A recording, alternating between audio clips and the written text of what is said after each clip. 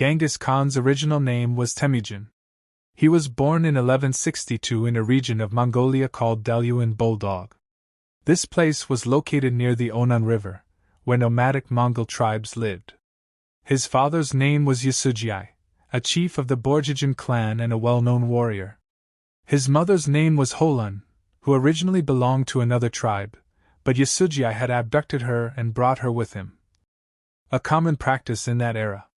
Historians record that at the time of his birth, Temüjin was born with a clot of blood in his hand, which the Mongols believed was a sign of a harsh life and future warfare.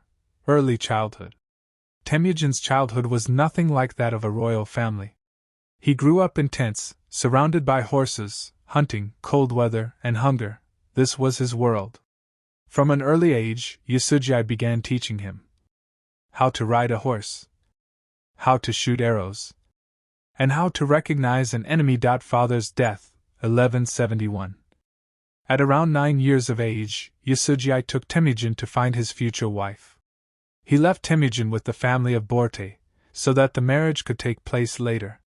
On his way back, Yasugei passed through the territory of the Tatars, the long-standing enemies of the Mongols. Yasugei was recognized and poisoned during a feast, and after several days of severe pain, he died. This event became the greatest turning point in Temüjin's life. Betrayal of the tribe. After Yasugei's death, the tribe abandoned Holun and her children. The reason was simple. Temüjin was still a child, and there was no strong leader left. Holun and her children were left to suffer hunger, cold, and isolation. They survived by eating wild roots, fish, and small animals. Murder within the family. Hunger gave birth to hatred inside the household. Temüjin's half-brother Börte began taking control of the hunted food. One day, after a severe argument, Temüjin and his full brother shot Börte with arrows and killed him. This incident is recorded in authentic historical sources. Holun did not punish Temüjin, but she said, "You have ended the life of a child and stepped into adulthood." Captivity. Some time later, a powerful clan known as the Takyid captured Temüjin, placed a wooden collar around his neck, and enslaved him. He was humiliated day and night. Escape.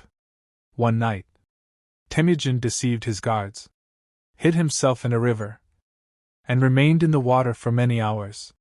Eventually, a common man, fully aware of the danger, hid Temüjin and saved his life.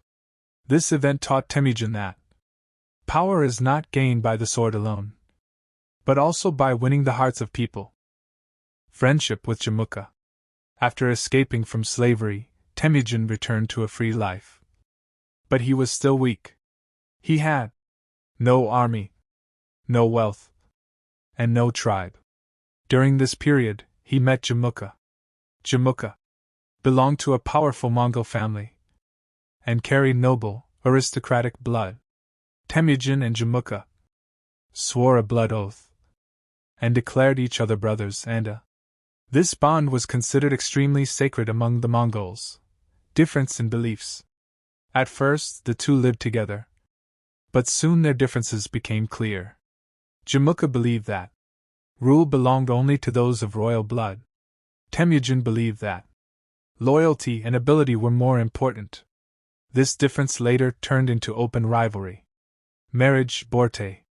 During this time, Temüjin fulfilled his father's promise and married Börte. This marriage was also political, because Börte's family was powerful. Abduction of Börte.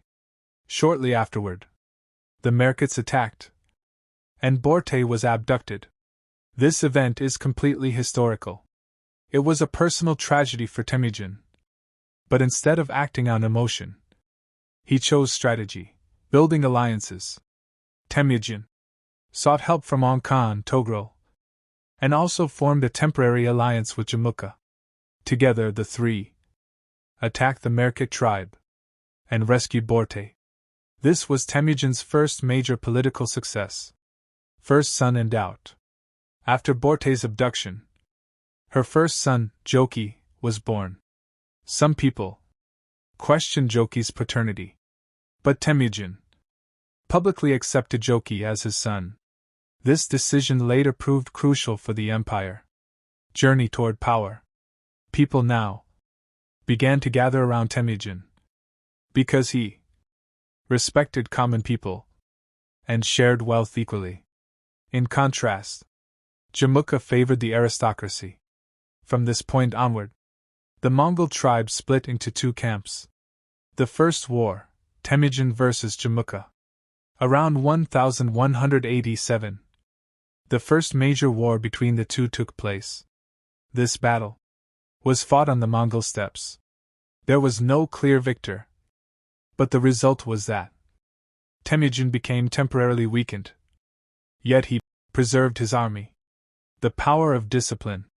After this setback, Temüjin reorganized his forces, dividing them into units of tens, hundreds, and thousands. He declared that loot would be shared equally, and theft or betrayal would be punished by death. These laws later became known as the Yasa, Jamukha's cruelty. Meanwhile, Jamukha executed his opponents mercilessly and burned some enemies alive. All of this is recorded in historical sources. As a result, many people abandoned Jamukha and joined Temüjin. The decisive struggle between 1201 and 1204. Multiple wars were fought. Eventually, Jamukha suffered a crushing defeat. Before 1206, Jamukha was captured. His companions betrayed him and handed him over to Temüjin. Death of Jamukha. Jamukha said, "I should not be humiliated. Kill me without shedding blood." Temüjin accepted his request and allowed him to die with honor. This event is recorded in authentic history. Kurultai, proclamation of Genghis Khan, 1206. In 1206, a grand assembly of all Mongol tribes, the Kurultai, was convened. At this assembly, Temüjin was given the title Genghis Khan. The title meant ruler of the entire world. This moment marked the end of the journey of an orphaned, starving child, and the beginning of one of the greatest conquerors in world history. After 1206, the very first thing Genghis Khan did was to transform all Mongol tribes into a single state and abolish the old tribal system. He divided the army into units of tens, hundreds, thousands, and 10,000s, and assigned every rank based on ability, not lineage. This system was unique in the world at that time. Genghis Khan's first major foreign campaign was against Western Xia. The reason was that they demanded tribute from the Mongols and refused full loyalty. In 1209, the Mongol army attacked Western Xia, captured several fortresses, and eventually, Western Xia accepted submission.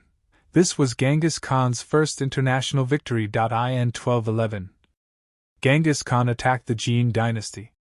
This dynasty ruled what is now northern China.